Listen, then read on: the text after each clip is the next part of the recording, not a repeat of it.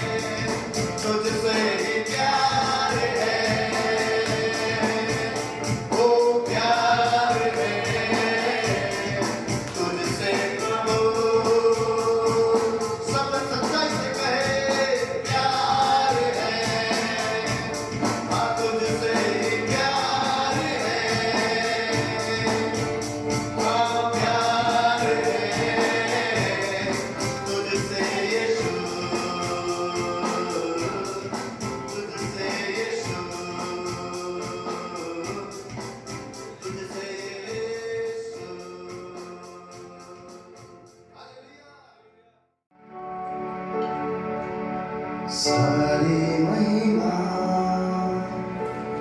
सारा आदर लाते हैं तुझको सारी महिमा सारा आदर लाते हैं तुझको दिल के करीब है वो मेरे करीब है जाऊं कहाँ देखो बता तेरे सिवा जाऊं कहाँ क्योंकि तू है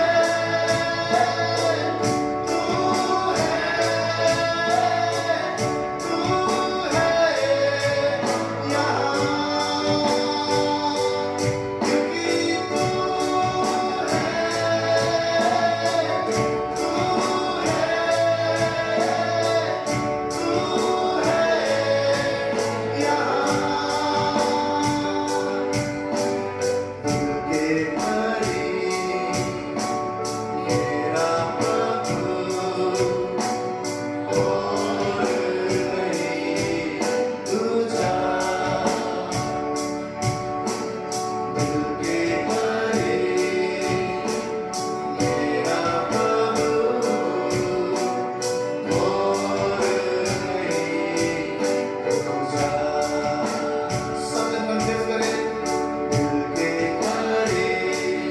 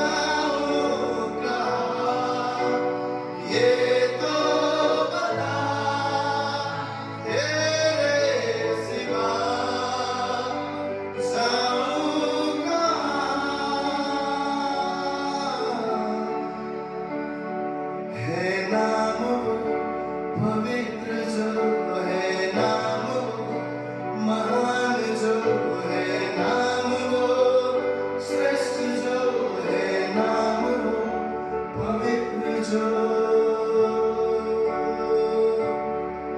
तेरी स्तुति मैं करूं आराधना करूं दिल से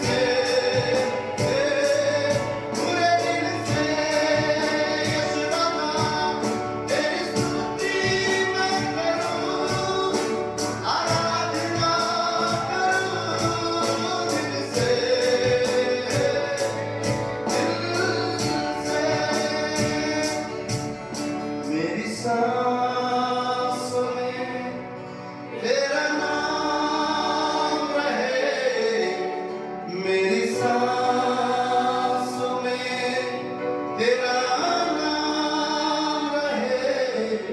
हे यीशु तू ही तू, तेरी स्तुति ये आपका समय है, ऊंची आवाज दूर से कहे, दिल से सब यीशु से तेरी स्तुति मैं करूं, आराधना करूं, दिल से उसकी स्तुति करे वो योग्य है, तेरी स्तुति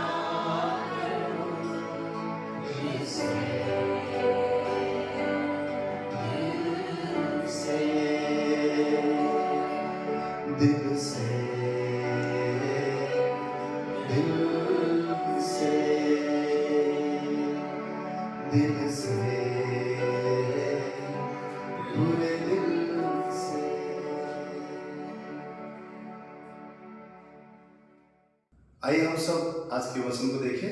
हम सब खोलेंगे भजन संहिता उसका 103 अध्याय पहला से लेकर चौथा वचन तक हम लोग पढ़ेंगे। भजन संहिता 103 1 से 4 अध्याय। हे मेरे मन यहोवा को धन्य कह, और जो कुछ मुझ में है वह उसके पवित्र नाम को धन्य कहे। हे मेरे मन यहोवा को धन्य कह, और उसके किसी उपकार को न भूलना। वही तो तेरे सब अधर्मों को क्षमा करता है, और वो तेरे सब रोगों को चंगा करता है। वही तो तेरे प्राण को नष्ट होने से बचा लेता है, और तेरे सिर पर करुणा और दया का मुकुट बांधता है। सो यहाँ पर वचन कहता है कि हे मेरे मन यहोवा को धन्य कहे, और जो भी कुछ मुझ में है वो उसके पवित्र नाम को धन्य कहे। हे मेरे मन यहोवा को धन्य कहे, और उसके किसी उपकार को न भूलना। वही तो तेरे सब रोगों को चंगा करता है, प्राण को नष्ट होने से बचाता है, तेरे सिर पर करुणा और दया का मुकुट बांधता है। तो इन चारों वचन को अगर हम देखते हैं तो वहां पर धन्यवाद शब्द हमारे मुख से नहीं परंतु मन से निकलना जरूरी है। क्योंकि यहाँ पर वचन क्या बोलता है कि हे मेरे मन, राजा दाऊद कहते हैं हे मेरे मन यहोवा को धन्य कहे। सो तो धन्यवाद है वो कभी भी हमारा मुंह से निकला हुआ, होठों से निकला हुआ सिर्फ धन्यवाद नहीं, परंतु वचन के मुताबिक धन्यवाद मन से निकलना जरूरी है। और जो बैकग्राउंड से हम मसीह में आए हैं, जब हम प्रभु परमेश्वर में नहीं थे, जब हम मसीह को जानते नहीं थे, तो एक पहले से एक कुड़कुड़ाना, कोई भी चीजों में धन्यवादित ना होना, परमेश्वर को धन्यवाद ना देना, इस प्रकार का हमारा जीवन था, क्योंकि हम परमेश्वर को जानते नहीं थे। लेकिन परमेश्वर को धन्यवाद देने के लिए जब हम मसीह में आए, वचन के मुताबिक हम जान पाए कि हमने हर एक बातों में परमेश्वर को धन्यवाद देना है। और वो कब संभव हो सकता है? हमारे होठों से नहीं, हमारे मुंह से नहीं, परंतु हमारे हृदय से वो धन्यवाद निकलना चाहिए। और यहाँ पर हम लोग एक वचन को देखेंगे, यहेजकेल 36 अध्याय उसका 26 वचन, मैं तुमको नया मन दूंगा और तुम्हारे भीतर नई आत्मा उत्पन्न करूंगा और तुम्हारी देह में से पत्थर का हृदय निकाल कर तुमको मांस का हृदय दूंगा। हालेलुया। यहाँ पर बाइबल क्या बोलता है? मैं तुमको नया मन दूंगा और तुम्हारे भीतर नई आत्मा उत्पन्न करूंगा और तुम्हारी देह में से पत्थर का हृदय निकाल कर तुमको मांस का हृदय दूंगा। अर्थात जब हमारा हृदय यीशु में आने के बाद परमेश्वर नया आत्मा के द्वारा, अपनी आत्मा के द्वारा जब नया हृदय बनाता है, नया हृदय देता है, तभी हम उस मांस के हृदय के द्वारा परमेश्वर को धन्यवाद कर सकते हैं। क्योंकि धन्यवाद हमारे होठों से नहीं, धन्यवाद हमारे मन से निकलना जरूरी है। और बाइबल पहला थिस्सलुनीकियों 5वां अध्याय और 18 वचन के मुताबिक परमेश्वर की इच्छा को हम जान सकते हैं। बहुत बार हम लोग प्रार्थना करते समय ये दुआ करते हैं कि परमेश्वर तेरी इच्छा को हमारे जीवन में प्रकट कर, तेरी मर्जी क्या है। परंतु पहला थिस्सलुनीकियों 5वां अध्याय उसका 18 वचन के मुताबिक बाइबल क्या बोलता है कि परमेश्वर की इच्छा क्या है कि हर बात में धन्यवाद करो, क्योंकि तुम्हारे लिए मसीह यीशु में परमेश्वर की यही इच्छा है। आमीन।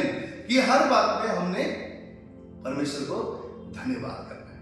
हर बात में, कठिन है, मुश्किल है, हर बातों में धन्यवाद करना। अच्छे समय पर सब कुछ जब ठीक है, सब कुछ हमारे मुताबिक है, आशीष है, ब्लेसिंग है, सो धन्यवाद यीशु, ओ प्रभु तू कितना महान है बोलने के लिए आसान है। परंतु जब हम तकलीफ में होते हैं, जब हम तूफानों के बीच में होते हैं, जब हम जीवन के चैलेंजेस, संघर्ष में होते हैं, उस समय परमेश्वर को धन्यवाद करना मुश्किल है। बीमारी के समय में परमेश्वर को धन्यवाद करना मुश्किल है, कठिनाई के समय में मुश्किल है। लेकिन बाइबल क्या बोलता है? यही परमेश्वर की इच्छा है कि हम हर बात में परमेश्वर को धन्यवाद करें। तो हर बात में धन्यवाद करना, किस प्रकार हम धन्यवाद कर सकते हैं, आज हम मसीह के वचन से सीखेंगे। अय्यूब के पहला चैप्टर को अगर हम निकालेंगे, अय्यूब का पुस्तक 13 वचन से, अय्यूब पहला अध्याय 13 से लेकर 22 वचन तक हम देखेंगे। एक दिन अय्यूब की बेटियां बड़े भाई के घर में खा रहे थे और दाख मधु पी रहे थे। तब एक दूत अय्यूब के पास आकर कहने लगा, हम तो बैलों से हल जोतते रहे और गधियां उनके पास चल रही थी कि सभा के लोग धावा करके उनके ले गए और तलवार से तेरे सेवकों को मार डाला, और मैं ही अकेला बचकर तुझे समाचार देने को आया हूं। वह भी यह कह ही रहा था कि दूसरा भी आकर कहने लगा, परमेश्वर की आग आकाश से गिरी और उससे भेड़ बकरियां और सेवक जलकर भस्म हो गए, और मैं ही अकेला बचकर तुझे समाचार देने को आया हूं। वह अभी यह कह ही रहा था कि एक और आकर कहने लगा, कसदी लोग 3 दल बांधकर ऊंटों पर धावा करके उन्हें ले गए और तलवार से तेरे सेवक को मार डाला, और मैं ही अकेला बचकर तुझे समाचार देने को आया हूं। वह अभी यह कह ही रहा था कि एक और भी आकर कहने लगा, तेरे बेटे बेटियां और बड़े भाई के घर में खाते और दाख मधु पीते थे कि जंगल की ओर से बड़ी प्रचंड वायु चली और घर के चारों कोनों को ऐसा झोंका मारा कि वो जवानों पर गिर पड़ा और वे मर गए, और मैं ही अकेला बचकर तुझे समाचार देने को आया हूं। 20वां वचन क्या बोलता है? तब अय्यूब उठा और भागा हाड़ सिर मुंडाकर भूमि पर गिरा और दंडवत करके कहा, मैं अपनी मां के पेट से नंगा निकला और नंगा ही लौट जाऊंगा। यहोवा ने दिया और यहोवा ने ले लिया, यहोवा का नाम धन्य है। इन सब बातों में भी अय्यूब ने न तो पाप किया और न परमेश्वर पर मूर्खता से दोष लगाया। इतने सारी बातें अय्यूब के जीवन में एक ही समय पर हो गया। अचानक उसके सारे सेवक मर गए, अचानक उसके बेटे बेटियां मर गए, अचानक उसके धन संपत्ति लूट कर लोगों ने ले गया। अचानक सब तरफ से उसके जीवन में बहुत ही बड़ा समस्या और तूफान आया। और उस समय में भी अय्यूब ने कहा, यहोवा ने दिया, यहोवा ने लिया, यहोवा का नाम सदा धन्य रहे। और बाइबल कहता है कि उसने कोई भी मूर्खता नहीं किया और कोई भी परमेश्वर के ऊपर दोष नहीं लगाया। मेरे भाई और बहन, मेरे प्रियो, जब समस्या और तकलीफ आता है हम परमेश्वर को कोसने लगते हैं, हम दोष लगाते हैं, कहते प्रभु मैं तो प्रार्थना करता हूं, मैं तो तेरे भवन में जाता हूं, मैं तो विश्वास करता हूं, पर मेरे जीवन में ये समस्या, ये कठिनाई क्यों है? हम प्रभु को कोसने लगते हैं, मुझे क्यों प्रभु इतना समस्या, इतना बीमारी, इतना तकलीफ, इतना संघर्ष मेरे जीवन में क्यों? हम कोसने लगते हैं। परंतु बाइबल बोलता है कि अय्यूब ने परमेश्वर को कहा, परमेश्वर के नाम को धन्य कहा और कहा कि परमेश्वर ने दिया, परमेश्वर ने ले लिया, परमेश्वर के नाम को धन्य हो। और उसने परमेश्वर पर कोई भी दोष नहीं लगाया। और इसके बाद भी इतना ही काफी नहीं था, इसके बाद भी अय्यूब के जीवन में क्या हुआ कि अचानक उसके शरीर में, बाइबल बोलता है, सर से लेकर पांव तक फोड़े फोड़े फोड़े उसके शरीर में हो गए। और वो फोड़े इससे खुजली होता था, ऐसा उसका शरीर पका हुआ था, वो मटके का जो टूटा हुआ मटका का पार्ट रहता है वो लेके उन फोड़ों को खुजाता था। अय्यूब की पत्नी वो कहती है, अब अपने परमेश्वर को कोस और तू भी मर जा। लेकिन अय्यूब कहता है, तू एक मूढ़ स्त्री सी बात करती है, क्या हम जो परमेश्वर के हाथ से सुख लेते हैं दुख न ले? इन सब बातों में भी अय्यूब ने अपने मुंह से कोई भी पाप नहीं किया। हालेलुया। उसने इतने अपने शरीर में तकलीफ के होने के बावजूद भी उसके स्त्री ने, उसकी वाइफ ने, पत्नी ने जब कहा परमेश्वर को कोस और तू भी मर जा, लेकिन अय्यूब ने उस समय में भी परमेश्वर को दोष नहीं लगाया। सो बाइबल हमें अय्यूब के अध्याय से ये सिखाता है कि किस प्रकार अय्यूब धर्मी और सीधा और खरा इंसान होने के बाद भी उसके जीवन में जब तकलीफ और समस्या आई तो उसने परमेश्वर को दोष नहीं लगाया, हर एक बात में उसने परमेश्वर को धन्यवाद दिया। तो अय्यूब के अध्याय से हम सीख सकते हैं कि हर बात में हमने परमेश्वर को धन्यवाद करना है। और आपको पता है, जब अय्यूब बाद में जब परमेश्वर ने अय्यूब को आशीष किया तो उसी देश में उसके संतान, उसके बेटे और बेटियां, पूरे देश में ऐसा कोई भी सुंदर नहीं था, इतने सुंदर उसके बच्चे हुए। परमेश्वर ने उसको आशीष किया। जितने भी धन संपत्ति उसने खोया था, दोहरी रीति से परमेश्वर ने उसको लौटा कर दिया, क्योंकि परमेश्वर ने उसके जीवन को ब्लेस किया, आशीष किया। जब उसने परमेश्वर को धन्यवाद किया हर एक बातों में, परमेश्वर ने उसको दोहरी रीति से लौटा कर दिया। दोहरी रीति से उसने परमेश्वर ने उसको लौटा कर दिया। तो बाइबल यही कहता है कि परमेश्वर की इच्छा है कि हम हर बात में परमेश्वर को धन्यवाद दें, ना कि हम कुड़कुड़ाएं। दूसरा चीज हम लोग बाइबल में से सीख सकते हैं, धन्यवाद हृदय हमारे जीवन में क्या कर सकता है। सो उसके लिए हम लोग देखेंगे लूका रचित सुसमाचार उसका 17वां अध्याय। सभी जन खोले लूका रचित सुसमाचार उसका 17वां अध्याय, वहां पे और 11वां वचन से आगे अगर आप देखेंगे तो कोढ़ से 10 रोगी को चंगा करना ऐसा लिखा हुआ है। तो जो कोढ़ी थी उस समय में, जिनको कोढ़ हो जाता था, उस समय में उन कोढ़ी लोगों को अपने घर में भी रहना अलाउड नहीं था, अपने समाज को भी छोड़ना पड़ता था, परिवार को छोड़ना पड़ता था, और कोढ़ियों को अलग करके रखा जाता था, उनको अशुद्ध मानते थे। सो वहां पर दूर से 10 कोढ़ी यीशु मसीह को जाते हुए देखते हैं और वो कहते हैं, उन्होंने दूर खड़े होकर ऊंचे शब्द से कहा, हे यीशु, हे स्वामी, हम पर दया कर। और उसने देखकर कहा, अर्थात यीशु ने कहा, जाओ और अपने याजकों को दिखाओ, और जाते ही जाते वे शुद्ध हो गए। तब उनमें से एक यह देखकर कि मैं चंगा हो गया हूं, ऊंचे शब्द से परमेश्वर की बड़ाई करता हुआ लौटा और यीशु के पांव पर मुंह के बल गिरकर उसको धन्यवाद करने लगा, और वो सामरी था। 10 जन को प्रभु यीशु मसीह ने चंगा किया, 10 कोढ़ी लोग यीशु मसीह ने उनको शुद्ध किया, परंतु बाइबल बोलता है एक ही जन लौट कर आया। एक ही जन यीशु मसीह के पास लौट कर आया और यीशु मसीह ने कहा, मैंने तो 10 को चंगा किया था, बाकी 9 कहाँ है? परमेश्वर जब हमारे जीवन में कार्य करता है तो ये एक्सपेक्ट करता है कि हम उसको धन्यवाद करें।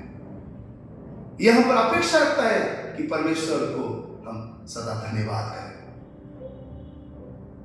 अगर आप पूरा पवित्र शास्त्र देखेंगे, पिता ने यीशु मसीह के बारे में कहा, यीशु मसीह ने पिता की तारीफ किया, पवित्र आत्मा ने यीशु मसीह के बारे में कहा, परंतु परमेश्वर त्रिएक परमेश्वर ने आप और मुझे इसलिए बनाया है कि हम उसकी महिमा कर सके, उसकी तारीफ कर सके।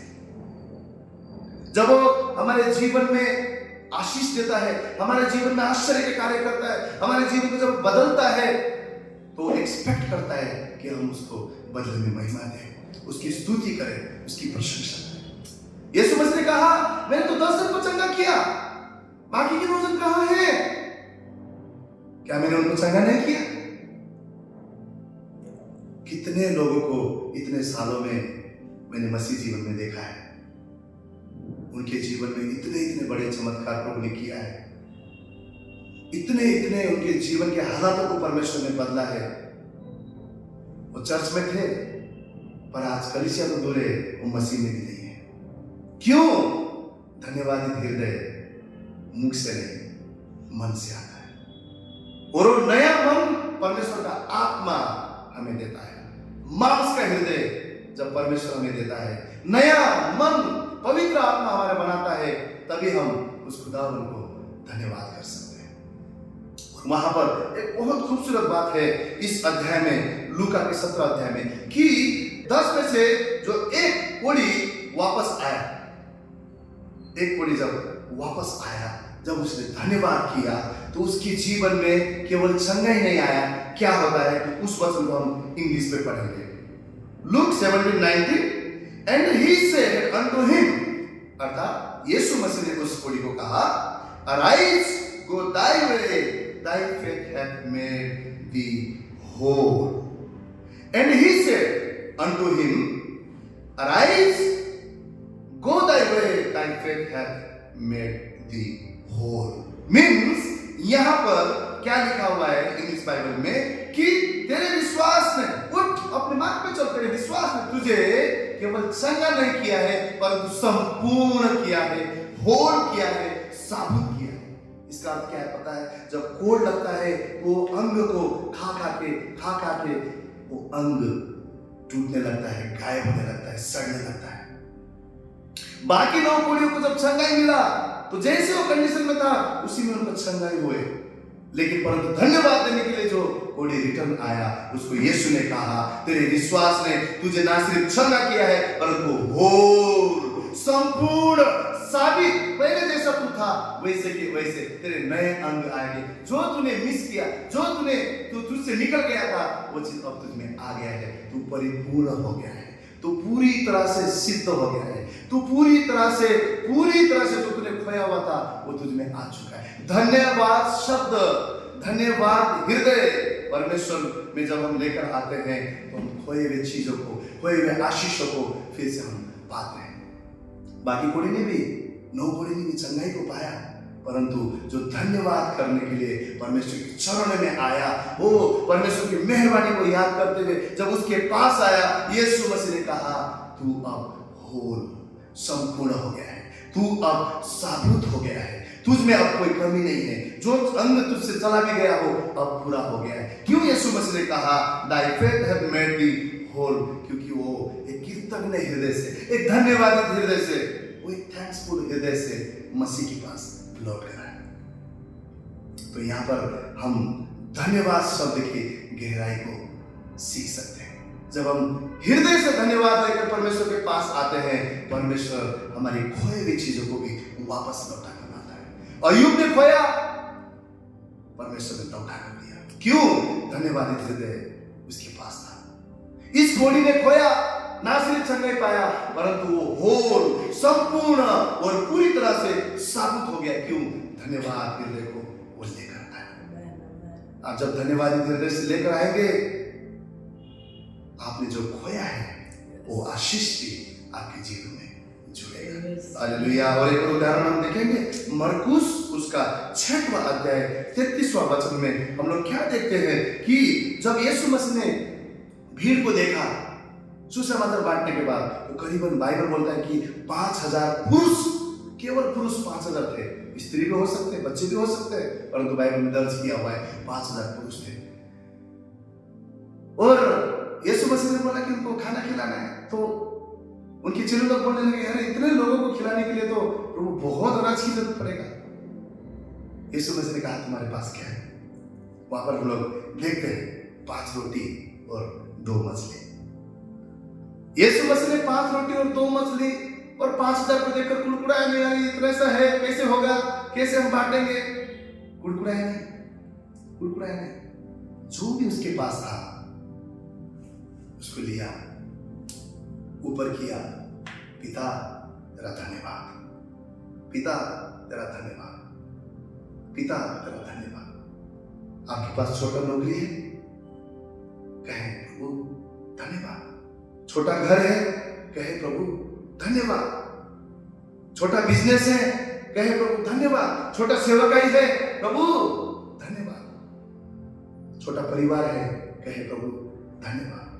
जो भी कुछ आप सोचते हैं कि मैं यही मेरे पास है, बहुत कम है मेरे पास, इससे कुछ गुजारा नहीं हो सकता है। 2 मछली और 5 रोटी से कभी भी 5000 जन नहीं खा सकते हैं, असंभव है। परंतु यीशु ने उसे उठाकर पिता का धन्यवाद किया, और धन्यवाद शब्द ने वहां पर आश्चर्य का कार्य किया। और वहीं पर उसी अध्याय को अगर आप 6 अध्याय मरकुस 33 से 44 तक पढ़ते हैं, तो जैसे उसको तोड़कर लोगों को बांटने लगे, 5000 पुरुष, कितने स्त्रियां, कितने बच्चे, उन्होंने केवल पेट भर के खाए नहीं, परंतु बाइबल में लिखा है 12 बचा हुआ टोकरी को भी उठाकर ले जाना पड़ा। क्यों संभव हुआ? क्योंकि परमेश्वर यीशु मसीह ने दिखाया जो मनुष्य के लिए असंभव है, वो संभव परमेश्वर के द्वारा हो सकता है। और कुड़कुड़ाने के द्वारा नहीं, परंतु धन्यवाद के साथ जब हम उसके पास जो भी कुछ हमारे पास है उसे लेकर आते हैं, परमेश्वर उसमें बरकत लाता है, परमेश्वर आशीष लाता है, परमेश्वर उसको छूता है, अभिषेकित करता है और भरपूर में, परिपूर्ण में बदल देता है। आपके पास कमी है, आपके पास घटी है, आप सोचते हैं कि मेरे पास इतना ही है, परमेश्वर के पास धन्यवाद के साथ उसे लेकर आइए। इस 2024 में, ये 2024 आप और मेरे लिए हमारे हृदय से निकला हुआ धन्यवाद, हमारे हृदय से निकला हुआ कृतज्ञ मन हमारे नए नए आशीष के द्वारा को खोलेगा। और जो चीज आप समझते हो कि मैंने खोया है, उसको दोहरी रीति से लौटाकर परमेश्वर आपको ब्लेस करेगा। हमारे इस नया साल में परमेश्वर अपनी आत्मा के द्वारा हमें नया हृदय दे, मांस का हृदय दे, ताकि परमेश्वर की मर्जी इस 2024 में हम पूरा कर सके। प्रभु हर बात में मैं तुझे धन्यवाद करता हूँ। हालेलुया, परमेश्वर की महिमा हो। परमेश्वर यीशु मसीह ने जब पिता को धन्यवाद किया और तोड़ कर दिया, वहां पर 12 टोकरी बचा। ऐसा आश्चर्य का कार्य परमेश्वर कर सकता है, और परमेश्वर ने वहां पर किया। और धन्यवाद देने से क्या होता है, हमने देखा, धन्यवाद देने से अय्यूब के जीवन में दोहरी रीति से उसने आशीष को पाया। धन्यवाद देने से कोढ़ी, जो 10 में से एक कोढ़ी, जो उसने धन्यवाद किया, उसने नासरी संगाई को पाया, परंतु वो जो का त्यों हो गया। जो उसने खोया था उसको भी पाया, होल संपूर्ण रीति से साबुत होकर वो वहां से गया। धन्यवाद शब्द के द्वारा, धन्यवाद के द्वारा यीशु मसीह ने 5 रोटी और 2 मछली को तोड़ा, और 5000 से भी ज्यादा लोग ने उसे परिपूर्णता से खाया और बचा दिया। धन्यवाद शब्द आपके जीवन में ब्लेसिंग्स के द्वारा वो खोलता है। धन्यवाद शब्द अभिषेक को लेकर आता है। धन्यवाद शब्द परमेश्वर की मर्जी को आपके जीवन में पूरी होने देता है। और यहाँ पर एक और चीज हम लोग देखेंगे, धन्यवाद ना करना से हमारे जीवन में क्या होता है। कई बार हम समझते हैं ठीक है ना, ठीक है, धन्यवाद दे भी देंगे तो कोई प्रॉब्लम नहीं, ठीक है, प्रभु ने किया ना, ठीक है ना, एक बार बोल दिया मैंने, हो गया। ठीक है, इतना क्या है बार बार धन्यवाद बोलने का, बार बार धन्यवाद बोलने का, हर चीज में धन्यवाद बोलने का क्या इतना जरूरी है? धन्यवाद कितना जरूरी है आज हम वचन से देखने वाले हैं। अगर हम इजरायली लोग को देखते हैं, सो परमेश्वर ने मूसा को कहा कि जा और मेरे लोगों को छुड़ा कर लेगा। इजरायली लोग कौन थे? परमेश्वर के लोग थे। और कहां थे? मिस्र में थे। और मिस्र ने क्या किया हुआ था? उन लोगों को गुलाम बनाया हुआ था कि उनको समय पर खाना नहीं देते थे, पेट भर खाना नहीं देते थे, कोड़े मार मार के उनसे काम करवाते थे और बहुत हेवी वर्क उनको करवाते थे। वो दास के जैसे दास बनाकर उनको रखा हुआ था। और परमेश्वर ने उन पर दृष्टि किया और मूसा को भेजकर परमेश्वर ने उन इजरायली को मिस्र से छुड़ाने के लिए मूसा को भेजा। और जब मूसा उनको लेकर निकला, सारे इजरायली को लेकर, तो वहां पर 40 वर्ष परमेश्वर ने जो उनको वादा किया था कि मैं तुमको मिस्र से निकालकर कनान देश में, ऐसा देश जहां पर दूध और मधु बहता है, ऐसा आशीष के देश में मैं तुमको लेकर जाऊंगा, ये परमेश्वर ने वादा किया था। और मूसा जब निकाल कर लाया तो 40 वर्ष वहां पर पहुंचने के लिए लग गया। और उस 40 वर्ष में व्यवस्था विवरण 7वां अध्याय उसका 15 के मुताबिक कभी भी वो बीमार नहीं हुए। परमेश्वर जब आशीष देता है उसमें कोई भी दुख नहीं लाता है। 40 वर्ष कोई भी मरी और कोई भी बीमारी उनके शरीर को छू नहीं पाया। और व्यवस्था विवरण 29 अध्याय उसका 5वां वचन के मुताबिक उनका वस्त्र कभी पुराना नहीं हुआ, न तो उसका जूतिया पुराना हुआ। 40 वर्ष। आज हम अगर कपड़े खरीदते हैं, आज लेते हैं, 2-4 बार भी पहनते हैं, तो भी आजकल के कपड़े ऐसा लगता है कलर उड़ गया, पुराना हो गया।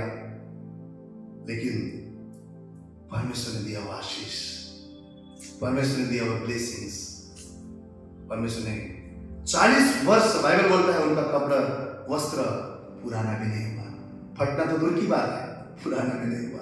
उनका जूतिया आजकल के जैसे हाईवे में नहीं चल रहे थे, वो जंगल से चल रहे थे, जंगल के बारे में, जहां पे कितने सारे कांटे होते हैं, रास्ता नहीं होता है, झाड़ी होता है, ऐसे मार्ग में, रेगिस्तान से, ऐसी जगह से वो चल रहे थे। परंतु बाइबल बोलता है उनका जूतिया कभी फटा नहीं, उनके वस्त्र कभी पुराना नहीं हुआ। क्यों?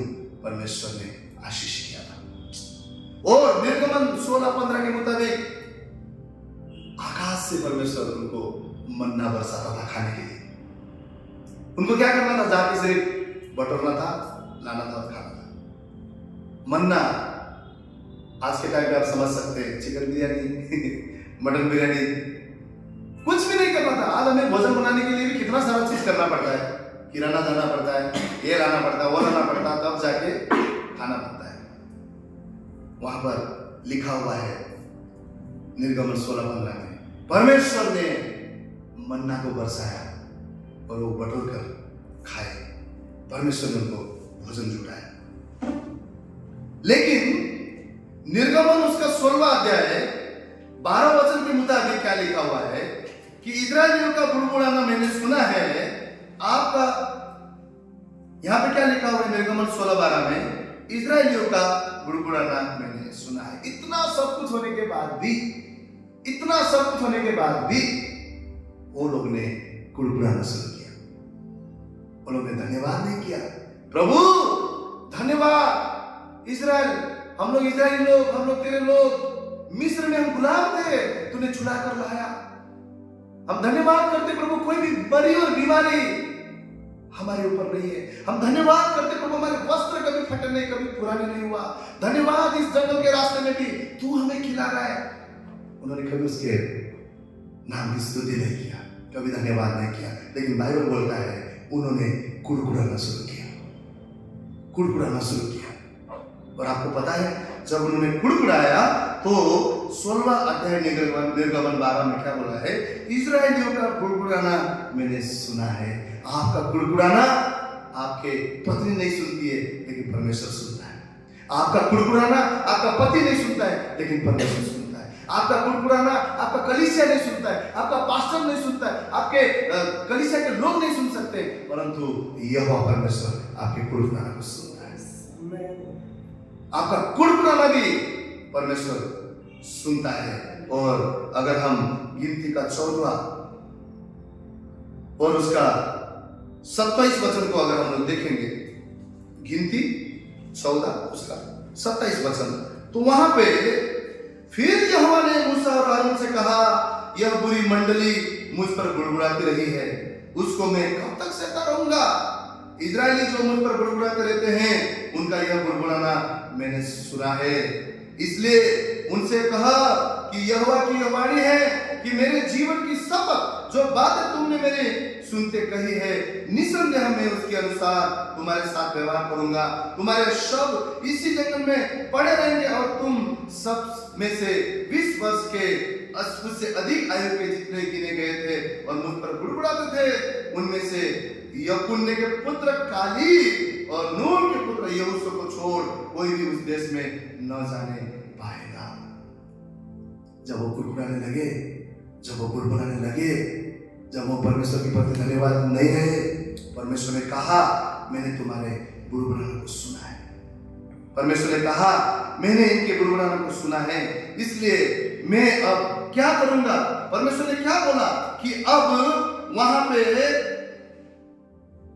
परमेश्वर ने कहा कि काली और यहोशू, ये पुण्य के पुत्र काली और यहोशू को छोड़कर और कोई भी उस कनान देश में जाने नहीं पाएगा। कितनी दुख की बात है, कितनी दुख की बात है कि परमेश्वर ने छुड़ाने के लिए मूसा को भेजकर 40 वर्ष तक उन्हें संभाला, उनके भोजन को जुटाया, उनके वस्त्र दिया, कोई डेंजर, हार्म, नुकसान, खतरा उनके करीब नहीं आ पाया, उन्हें संभाला, परंतु बदले में इन्होंने क्या किया? केवल गुड़गुड़ाया। और यह परमेश्वर ने कहा, कब तक मैं इनको सहता रहूं? और परमेश्वर ने क्या किया? काली और यहोशू को छोड़कर कोई भी उस कनान देश में जाने के लिए अलाउ नहीं किया। आज कनान देश क्या है? आज कनान देश स्वर्ग है। आप और मैं जाने वाला जो जगह है, जो अनंत काल का जीवन है, आज आप और मेरे लिए कनान देश है। परमेश्वर ने अन्य जाति से, अविश्वासी जाति से, मूर्ति पूजा से, वो जो हमारे घिनौने पाप थे, जो हम पुस्ताओं से आए हुए पीढ़ी के आए हुए श्राप, पुस्ता से आए हुए श्राप में जो हम जकड़े हुए थे, जो शैतान ने हम पर कब्जा किया था, वो जो शैतान ने हमें नरक ले जाने के लिए अपने वश में किया था, हम पर राज किया हुआ था, उन सारे बंधनों को, जबरनों को तोड़कर परमेश्वर ने हमें मिस्र जैसे हमें आजाद किया शैतान के हाथ से, और उस कनान देश अर्थात स्वर्ग में ले जाने के लिए परमेश्वर आप मुझे चला रहा है। और इजराइल के समान क्या हम गुड़गुड़ा रहे हैं? या हम परमेश्वर के अनुग्रह को महसूस करते हुए, वो परमेश्वर के कार्य को महसूस करते हुए, वो परमेश्वर के उपकारों को महसूस करते हुए, वो परमेश्वर के बातों को, कार्यों को महसूस करते हुए, प्रभु धन्यवाद मैं पापी था, प्रभु धन्यवाद मैं प्रभु गुलाम में था, वो प्रभु धन्यवाद तूने मुझे छुड़ाया, धन्यवाद तूने मुझे बचाया, वो अनंत काल के नरक में नहीं परंतु अनंत काल के स्वर्ग में तू मुझे लेकर जा रहा है। प्रभु मैं तुझे धन्यवाद करता हूँ। प्रभु तूने एक एक कतरा लहू मेरे लिए बहाया। प्रभु मैं तेरा धन्यवाद करता हूँ। एक समय था मैं पाप में खोया हुआ था, तू मुझे ढूंढते हुए आया। हम क्या परमेश्वर को धन्यवाद करते हैं? बाइबल में परमेश्वर ने कहा है, आज हमें सोचने की जरूरत है। इजराइल के समान परमेश्वर ने आज हमें वादा किया है अनंत काल का जीवन। क्या उस स्वर्ग में, क्या उस अनंत काल के जीवन में जाने के लिए क्या हम तैयार हैं? क्या हमारा हृदय परिवर्तन हुआ है? ये नया साल में हमारे कितने सालों से कैलेंडर चेंज होता है, कितने नया साल में हम अपने आप के वस्त्र को चेंज करते हैं, कितने नया साल में वो हमारे क्रिसमस और नया साल में हम हमारे घर को सजाते हैं, दीवारों को सजाते हैं, पेंट के कलर को चेंज करते हैं। क्या हमारा हृदय वाकई परिवर्तन हुआ है? क्या वाकई पवित्र आत्मा के सामर्थ के द्वारा हमारा हृदय मांस का और क्या नया हुआ है? वो मैं आपसे कहना चाहता हूं, हमारा परमेश्वर सब कुछ नया करने वाला परमेश्वर है। वो नया करने के लिए बहुत ही ज्यादा वो परमेश्वर नया करने के लिए रुचि दिखाता है। परमेश्वर ने नया आकाश बनाया, परमेश्वर ने नया सृष्टि बनाया। परमेश्वर कहता है सारी चीजें बीत गए, तुम नए हो, वो मैं तुम में नया जाति बनाऊंगा, तुम्हारे मन को नया करूंगा। परमेश्वर बोलता है मैं नया करूंगा, नया करूंगा, नया करूंगा। तुम्हारे हृदय को जो पत्थर जैसा है उसको निकाल कर मैं तुम्हारे अंदर नया मन को दूंगा। आज इस नया साल में आपको मुझे प्रार्थना करने की जरूरत है, प्रभु मुझे नया मन दे, प्रभु मेरे हृदय को नया कर। जो हृदय तुझे धन्यवाद करेगा, तेरे उपकारों को याद करेगा।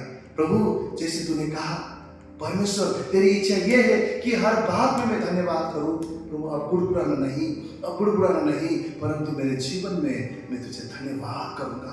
जो भी कुछ तूने दिया है वो प्रभु जो भी मेरे मुताबिक नहीं भी हुआ है उसके लिए भी मैं तुझे धन्यवाद करूंगा, क्योंकि तूने कहा ये मेरी इच्छा है कि तू हर बात में धन्यवाद कर।